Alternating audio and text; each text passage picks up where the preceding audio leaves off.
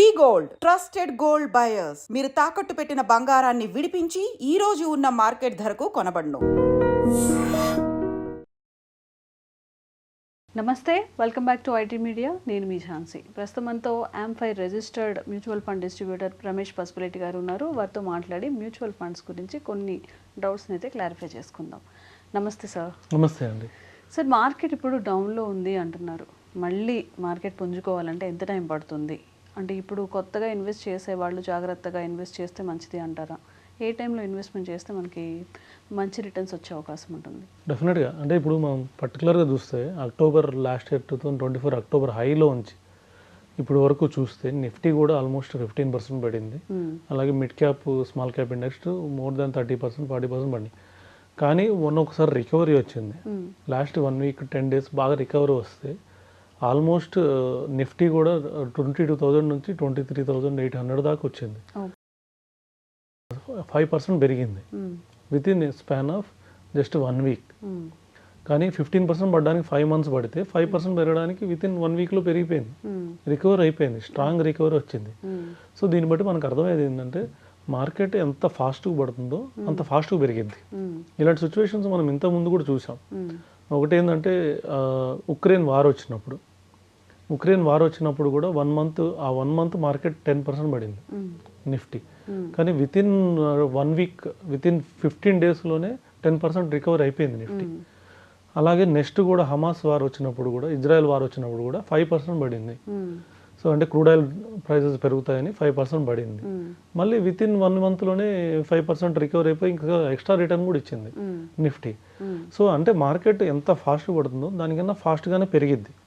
ఇప్పుడు ఏమవుతుందంటే పేషెన్స్ లేని వాళ్ళు ఏం చేస్తారంటే బయటకు వెళ్ళిపోతారు. కానీ మళ్ళీ తర్వాత అందుకుందామంటే దొరకదు మార్కెట్. ఎందుకంటే పడిన దానికన్నా డబల్ వేగంతో వెళ్ళిద్ది మార్కెట్ పైకి. అంటే దాదాపు 5 మంత్స్ పడింది కూడా మార్కెట్ రికవరీ చేయాలనుకుంటే 3 మంత్స్లో రికవరీ చేసేస్తారు. 3 మంత్స్ కూడా అవసరం లేదు, 1 మంత్లో రికవరీ చేసేస్తారు. ఎలా చేస్తారంటే దానికి ఒక పాజిటివ్ ట్రిగ్గర్ రావాలి. మేబీ సపోజ్ ఎందుకు పడింది లాస్ట్ 2 వీక్స్ 2 మంత్స్ లేకపోతే లాస్ట్ 2 క్వార్టర్స్ ఎందుకు పడిందంటే వాల్యుయేషన్స్ హైలో ఉన్నాయి. అన్ని వాల్యుయేషన్స్ పీ మల్టిపుల్స్ చూస్తే 100 టైమ్స్ పెరిగిపోయినాయి. ప్రైస్ టు బుక్ వాల్యూలు చూస్తే 10 టైమ్స్ పెరిగిపోయినాయి. మిడ్ స్మాల్ క్యాప్స్ పర్టికులర్గా పెరిగిపోయినాయి. పిఎస్యూలు అంత పెరగలేదు. పబ్లిక్ సెక్టర్ యూనిట్స్ అన్ని 10% బిలోనే ఉన్నాయి. మిగతా ప్రైవేట్ ఇవన్నీ ఏదైతే మిడ్ స్మాల్ అన్ని 100 టైమ్స్ పెరిగిపోయినాయి పిఈ మల్టిపుల్స్. అక్కడ నుంచి కరెక్ట్ అవ్వాలి. కరెక్ట్ అవ్వడానికి రీజన్ కావాలి.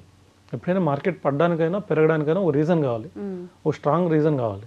ఆ రీజన్ వచ్చింది. ఏం రీజన్ వచ్చిందంటే Q3 రిజల్ట్స్ ఎప్పుడైతే వచ్చాయో ఆ వాల్యుయేషన్ హైలో వాల్యుయేషన్స్ ఉన్నాయన్నీ రిజల్ట్స్ అన్నీ వరస్ట్గా వచ్చినాయి. చూడ్డానికి ఏమో ఆ స్టాక్ అంత ఉంది, చాలా పెరిగిపోతుంది, కానీ అక్కడ చూస్తే రిజల్ట్స్ లాసెస్ వస్తున్నాయి.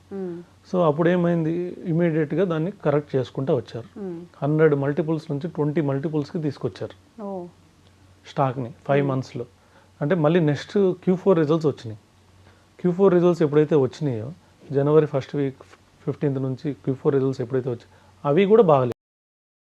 బాగా పెరిగిపోయింది అనుకోండి, దానికి తగ్గట్టు రిజల్ట్స్ ఇవ్వాలి కంపెనీ. ఆ ఎర్నింగ్స్ గ్రోత్ లేవనుకోండి, డెఫినెట్గా మళ్ళీ దాన్ని ఉన్న స్థాయికి తీసుకొస్తారు. ఉన్న స్థాయి నుంచి దానికి ఎర్నింగ్స్ గ్రోత్ అనేది పైకి తీసుకెళ్ళారు. ఆ ఎర్నింగ్స్ గ్రోత్ బాగాలేనప్పుడు మళ్ళీ అదే స్థాయికి తీసుకొస్తారు. సో ఇప్పుడు ఆ సిచ్యువేషన్కి వచ్చింది. సో ఇక్కడ నుంచి ఏంటంటే నార్మల్గా Q4 బాగుంటాయి రిజల్ట్స్. Q4 రిజల్ట్స్ ఎప్పుడు వస్తాయంటే ఏప్రిల్లో వస్తాయి. Q4 ఏంటంటే అన్ని బిజినెస్ మంత్స్, అన్ని సెక్టార్స్కి ఇది ఒక బిజినెస్ మంత్. సో ఈ బిజినెస్ మంత్ రిజల్ట్స్ నార్మల్గా ఏప్రిల్ 1st వీక్ నుంచి మనకు రిజల్ట్స్ చూడొచ్చు.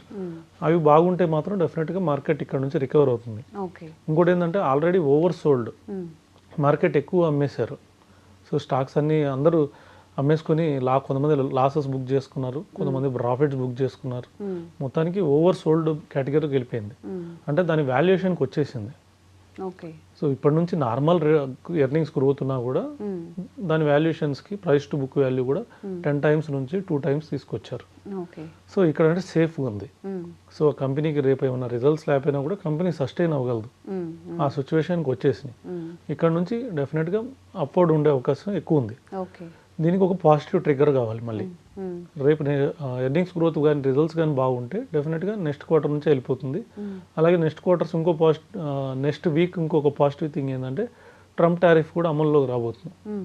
ఇన్ని రోజులు మార్కెట్ ఈవెంట్ ఉంది అని పడింది, ఈవెంట్ దగ్గరికి వచ్చేసిందని. ఇప్పుడు లాస్ట్ 1 వీక్ పెరగడానికి కారణం కూడా అదే, ఈవెంట్ దగ్గరికి వచ్చేసింది. ఇండియా కూడా ఏంటంటే ట్రంప్ తోటి టారిఫ్ డెఫినెట్గా నెగోషియేట్ చేస్తుంది, టారిఫ్ ఫ్రెండ్లీగా ఉంటుంది. దీనివల్ల ఏమవుతుందంటే FIIsకి కొద్దిగా నమ్మకం కుదిరింది. ఒకటి ఏంటంటే స్టాక్స్ అన్ని బాటమ్ అవుట్ అయిపోయినాయి, సో నియర్ టు వాటి ఫెయిర్ వాల్యూకి వచ్చేసినాయి.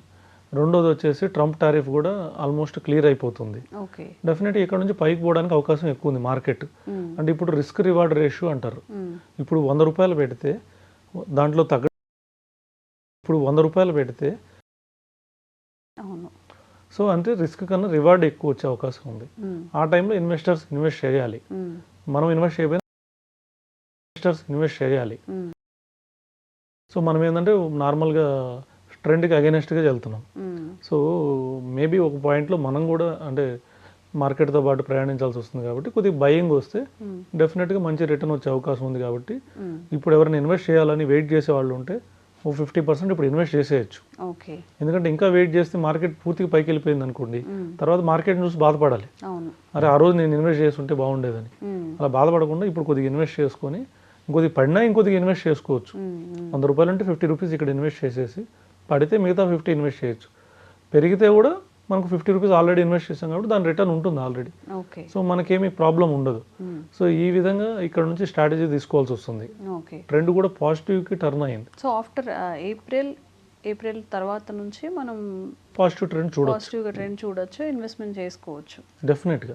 సార్ చాలా మంది ఏంటంటే ఇప్పుడు ఏదైనా మీరు చెప్పినట్టు ఏదైనా వార్స్ జరిగినప్పుడు వెంటనే సెల్ చేయడం, మొత్తం తీసేసుకోవడం ఇలాంటివి చేస్తూ ఉంటారు. అండ్ మీరు చెప్పినట్టుగా ఆఫ్టర్ 10% మనకి రిటర్న్స్ అయితే ప్రాఫిట్స్ అయితే చూపించాయని చెప్తున్నారు. వాళ్ళకి మీరు ఇచ్చే సజెషన్ ఏంటి? అంటే ఈ తొందరపాటు చర్యలు తీసుకోకుండా కొంచెం పేషెన్సీతో ఉండాలా, లేకపోతే ఏంటి అంత భయపడి తీసేయకుండా ఉండాలంటే వాళ్ళకి మీరు ఇచ్చే సజెషన్ ఏంటి? ఎందుకంటే మార్కెట్లో 2 రకాల ఇన్వెస్టర్స్ ఉంటారు. ఒకరు వచ్చేసి long term investors, retail investors అంటారు. మనం లాగా మనం ఏంటంటే ఒక గోల్ ప్రకారం లాంగ్ టర్మ్ ఇన్వెస్ట్ చేస్తాం. మనం భయపడాల్సిన అవసరం లేదు. అది 100 మల్టిపుల్కి వెళ్ళినా కూడా మళ్ళీ 20 మల్టిపుల్కి వచ్చి మళ్ళీ పెరిగి మళ్ళీ 100 మల్టిపుల్ దాటిపోతుంది మళ్ళీ. సో మళ్ళీ మనం 7 ఇయర్స్ చూస్తే మనకు కావాల్సిన 12% రిటర్న్ వచ్చేస్తుంది. మార్కెట్ 12% మినిమం ఎక్స్పెక్ట్ చేయొచ్చు 7 ఇయర్స్ పీరియడ్లో మంచి ఈక్విటీ ఫండ్లో. అదే ఎవరైతే కొద్దిగా షార్ట్ టర్మ్ ట్రేడింగ్ చేసేవాళ్ళు ఉంటారు, ఈ FIIs కానీ ఫారిన్ ఇన్వెస్టర్స్, వీళ్ళు ఏదో గోల్స్ పెట్టుకొని రారు. 5 ఇయర్స్కి 7 ఇయర్స్కి 10 ఇయర్స్కి 20 ఇయర్స్కి చిల్డ్రన్ మ్యారేజ్లకి వాటి కోసం రారు. వాళ్ళు వచ్చేది ఏంటంటే ఒక పీరియడ్, ఒక 2 to 3 ఇయర్స్ పీరియడ్లో నాకు ఇంత రిటర్న్ రావాలి, 12% రిటర్న్ రావాలి, 10% రిటర్న్ టార్గెట్ పెట్టుకొని వస్తారు. వాళ్ళు మార్కెట్ హై పోయినప్పుడు డెఫినెట్గా సేల్ చేస్తారు, షార్ట్ సేల్ చేస్తారు. సో మార్కెట్ హైలో ఉన్నప్పుడు సేల్ చేస్తారు, మళ్ళీ ఇట్లా డౌన్గా అయినప్పుడు, ఇప్పుడు డౌన్ అయినప్పుడు కొన్నారు కాబట్టి అట్లా కొంటుంటారు. సో ఇది మార్కెట్లో ఇద్దరు ఉంటారు. సో డెఫినెట్గా మనం మనలాగా లాంగ్ టర్మ్ ఇన్వెస్టర్లు అయితే మనం భయపడకూడదు, మార్కెట్లోంచి డబ్బులు తీయకూడదు. అట్లాగే ఇన్వెస్ట్ చేసి ఉంటేనే మళ్ళీ పెరిగినప్పుడు మన ఫండ్స్ పెరుగుతాయి. లేదంటే మనం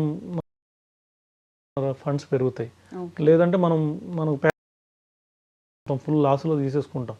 మనం ఎప్పుడైతే అమ్మేస్తామో అక్కడ నుంచి పెరుగుతూ పోయింది, అప్పుడు మళ్ళీ దాన్ని చూసి బాధపడుతుంటాం. సో అలా కాకుండా స్టేబుల్గా ఉండాలి, కొంచెం ఆలోచించి తీసుకోవాలి. లాంగ్ టర్మ్ ఇన్వెస్ట్ చేసే వాళ్ళకి ఎటువంటి ప్రాబ్లం లేదు మార్కెట్లో. Okay, thank you sir. Welcome.